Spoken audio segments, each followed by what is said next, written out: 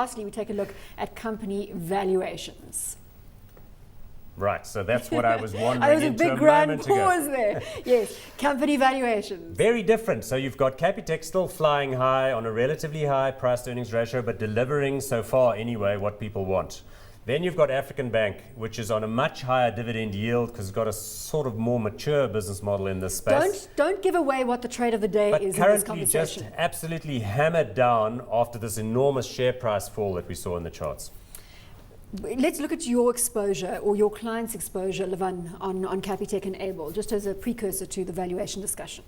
Many people had exposure to Able and favored that sort of exposure above Capitec. Bear in mind, Able had come out with very good results recently. Trading updates in November gave us an indication, 25% thereof increase in earnings. There was a lot of attraction draw to Able as a portfolio counter, as a speculative play for single stock futures.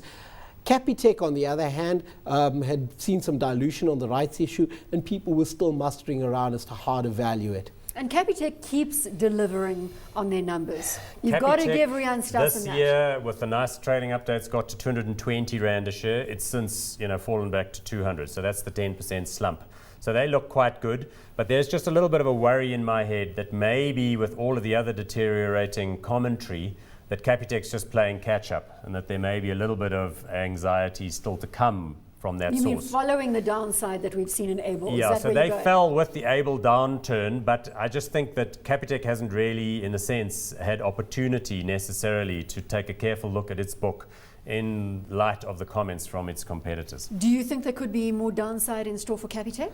I think possibly as news starts to filter through about earnings forecasts, indications of where their financials are going to sit, it is likely. Gentlemen, let me just remind you, at the beginning of this show, you both said no problem in terms of the credit, the unsecured lending bubble. You're now starting to say to me, listen, hang on, there could be more bad news flow. Where are we going?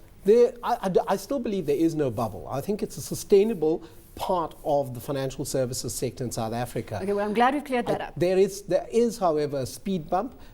It's a contributory fact because of consumer spending changes, higher petrol price, you've got energy prices in the go, some of the strike actions contributed. So all of that meant that there's a big demand, a big push to get money from the likes of Able and Capitec. The likelihood of payment has changed. So it's not necessarily a bubble, but a speed bump.